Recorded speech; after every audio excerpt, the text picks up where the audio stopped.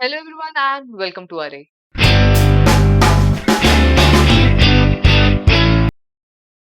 I hope आप सभी लोग अच्छे होंगे और मस्त होंगे।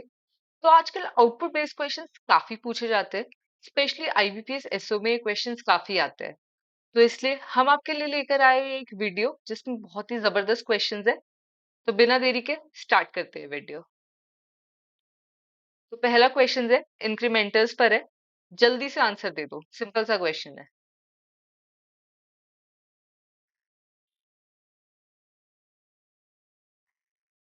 ऑप्शन सी करेक्ट आंसर है। 20, 22, 22।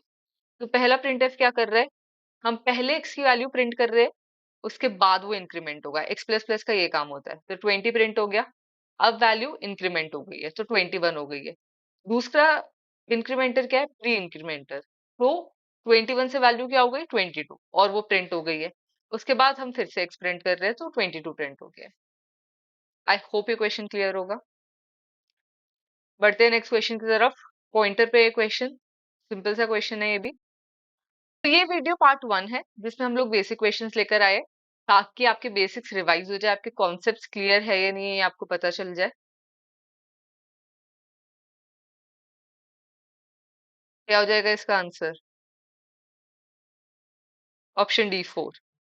क्या है, हम लोगों ने एक पॉइंटर, इंटीजर पॉइंटर डिफाइन किया हुआ है, उस पे एड्रेस दे दिया है 1 1 का। अभी एक 2 डायमेंशनल अरे है, 3 2। 3 2 का क्या मतलब है, 3 रोज होगी 2 कॉलम होगा। तो ये अरे दिखेगा कैसे, ये अरे ऐसे दिखेगा। 3 रोज है 2 कॉलम्स है। पहले वाले एलिमेंट को कैसे आप डिफाइन करते हो, 0 0 से, फिर 0 row first column, then first row 0th column, 1 1। तो इसमें पूछा क्या गया था हमसे, हमसे पूछा गया था 1 और 1 का वैल्यू, दैट विल बी 4। बढ़ते हैं नेक्स्ट क्वेश्चन की तरफ।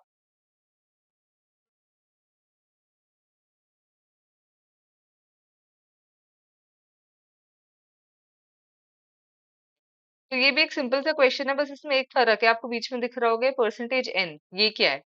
अगर ये आपको पता है तो आपको आंसर पता चल जाएगा।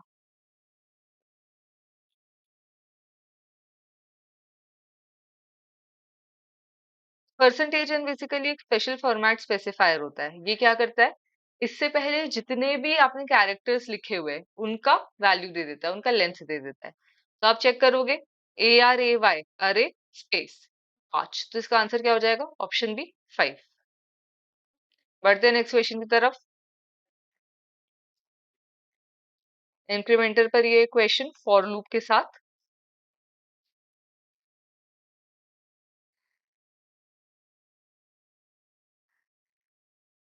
अब इस क्वेश्चन में हम क्या कर रहे हैं, हम लोगों ने n को इनिशियलाइज कर दिया 3 से। प्रिंट हम क्या कर रहे हैं, n कर रहे हैं, और उसकी वैल्यू डिक्रीज कर रहे हैं, और फॉर लूप में भी n की वैल्यू डिक्रीज हो रही है। सबसे पहले क्या प्रिंट होगा, 3 प्रिंट हो जाएगा। ठीक है, उसके बाद n की वैल्यू 2 बार डिक्रीमेंट हुई, तो नेक्स्ट क्या प्रिंट होगा, 1 प्रिंट हो जाएगा। उसके बाद n की वैल्यू फिर 2 डिक्रीमेंट हुई, तो क्या प्रिंट हो जाएगा, -1 हो जाएगा। और ये चलता जाएगा, क्यों, क्योंकि हमारी फॉर की कंडीशन कब स्टॉप होगी, जब n 0 होगा तब। पर क्योंकि ये 2 बार डिक्रीमेंट हो रहा है, ये कभी 0 तो होगा ही नहीं। 3 1 -1 -3 and so on, this will go into an infinite loop. तो option D is the right answer. Next question देख लेते हैं। फिर से एक पॉइंटर पर है क्वेश्चन, एरे और पॉइंटर का कॉम्बिनेशन है। इस बार नोटेशन थोड़ा डिफरेंट है।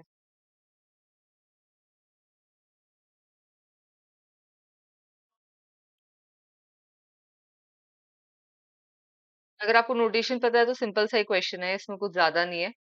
एरे हमने डिफाइन किया है 2 3, मतलब 2 रोज है 3 कॉलम्स है।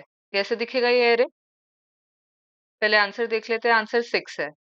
तो हमारा एरे ऐसे दिख रहा है, 2 रोज और 3 कॉलम के साथ। पूछा क्या है इसने, A10 की वैल्यू पूछी है। 10 मतलब first row 0th column, which will be 6। तो ऑप्शन है D, 6 is the right answer. तो नेक्स्ट क्वेश्चन देख लेते हैं। स्ट्रिंग पर है क्वेश्चन, 2 स्ट्रिंग्स हम लोगों ने डिक्लेयर की है, एक में अरे डाला है, एक में येस डाला है। फिर स्ट्र कैट यूज किया है हम लोगों ने, और लास्ट में प्रिंट आप कर रहे हो size of string 1।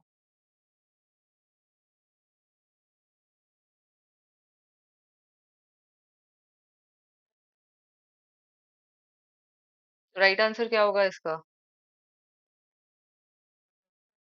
Option B will be the right answer. क्यों? देख लेते हैं हम कर क्या रहे हैं। क्लियर कैट हमने यूज किया है, लेकिन उसमें हम क्या कॉन्कैटिनेट कर रहे हैं? हम टू में वन को कॉन्कैटिनेट कर रहे हैं, मतलब स्ट्रिंग टू चेंज हो रहा है, जो पहले स्ट्रिंग आता है वो चेंज होता है। बेसिकली स्ट्रिंग टू क्या बन गया है? यस अरे। जबकि स्ट्रिंग वन में कोई चेंज नहीं है। अब स्ट्रिंग वन में आप बोलोगे कि अरे है चार, होना चाहिए इसका आंसर। और फाइव इसलिए क्योंकि लास्ट में जो हमारा नल टर्मिनेटिंग कैरेक्टर होता है, जो फॉरवर्ड स्लैश जीरो होता है, वो भी साइज ऑफ में इंक्लूड होता है। इसलिए इसका आंसर फाइव है। बढ़ते हैं नेक्स्ट क्वेश्चन की तरफ। सिंपल सा क्वेश्चन है, एक्चुअली मैथमेटिकल क्वेश्चन है ये, सी का क्वेश्चन नहीं है। मॉड्यूलस साइन आपको दिख रहा होगा, क्या करता है ये? सिंपल सा क्वेश्चन है, रिमाइंडर प्रिंट करता है। नाइन को फोर से डिवाइड करोगे तो रिमाइंडर क्या आएगा? One. Answer is one. Next question. Conditions दे रखी है इसमें इसमें if i is greater than j is equals to के।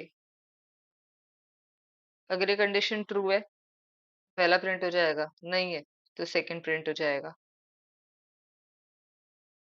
करेक्ट आंसर क्या है हमारे पास? एल्स ब्लॉक प्रिंट होगा। Answer will be j plus plus, that is six. अब हो क्या रहा है? I is greater than j equal to k, मतलब five is greater than six equal to four. अब five is greater than six तो गलत हो गया है। ये एक्सप्रेशन का आंसर क्या हो जाएगा? Zero. That is equal to four, which is not true. इसलिए हमारा कहाँ जाएगा? एल्स के अंदर चला जाएगा, और एल्स में जे प्लस प्लस है तो सिक्स प्रिंट हो जाएगा। सिंपल। नेक्स्ट क्वेश्चन की तरफ बढ़ते हैं। फिर से कंडीशनल स्टेटमेंट पर क्वेश्चन है ये।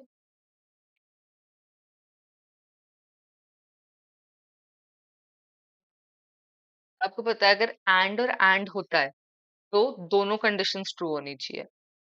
पहली कंडीशन क्या है? Five equal to five, which is true. Second condition क्या है? Six is less than five, which is not true. तो इफ स्टेटमेंट एग्जीक्यूट नहीं होगा, मतलब प्रिंट नहीं होगा, बाहर आ जाएगा, तो नथिंग विल बी प्रिंटेड। बढ़ते हैं नेक्स्ट क्वेश्चन की तरफ। फिर से सेम क्वेश्चन है यार, ये तो है ना? क्या प्रिंट होना चाहिए? कंडीशन तो ट्रू है नहीं, सेकंड प्रिंट प्रिंट हो जाएगा। करेक्ट। तो थर्टी आंसर आना चाहिए। एक्चुअली नहीं, अगर आप ध्यान से देखोगे तो इफ के आगे सेमीकोलन लगा है। इफ के आगे अगर सेमीकोलन लगा है, मतलब that will be treated as a statement and not a condition. तो वो एक स्टेटमेंट है, तो उससे कोई फर्क नहीं पड़ेगा, और दोनों हमारे ए और ए प्रिंट हो जाएंगे। तो आंसर क्या हो जाएगा? Thirty thirty. A is the right answer. ठीक है। जब भी आउटपुट बेस्ड क्वेश्चन दिया होता है तो सिंटैक्स भी देखना है। उस पर भी क्वेश्चंस पूछे जा सकते हैं, उसमें भी एरर हो सकते हैं। बस ऐसा नहीं कि हाँ फटाफट कर लिया जल्दी जल्दी में। सिंपल ही था ये क्वेश्चन, हल्का सा ट्रिक था बस इसमें। नेक्स्ट क्वेश्चन देख लेते हैं। वाइल पर है क्वेश्चन। कितनी बार लूप प्रिंट कर रहे हो?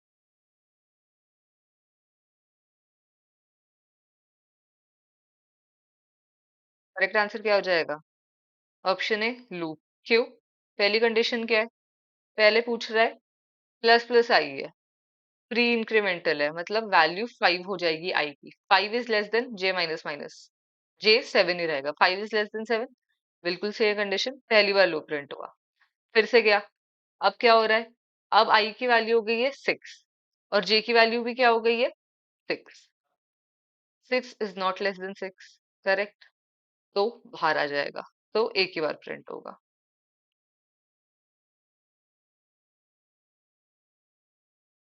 एक और क्वेश्चन वाइल पर।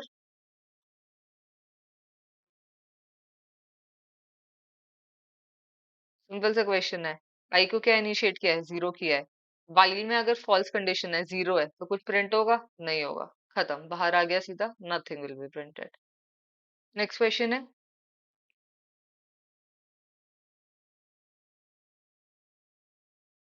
इस केस में क्या प्रिंट होगा? कितनी बार लूप प्रिंट होगा?